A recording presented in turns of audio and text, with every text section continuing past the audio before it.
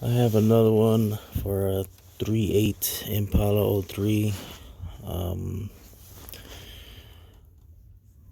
I had like a misfire, and it was pointing to 6 and 3, the coil. But for the most part, I did some more digging, and it ended up being the plate underneath. And you just gotta take all these coils out. I kept mine on, just moved them out the way, but just changed the plate and solved my problem. Just thought I'd share that with someone that probably needed it.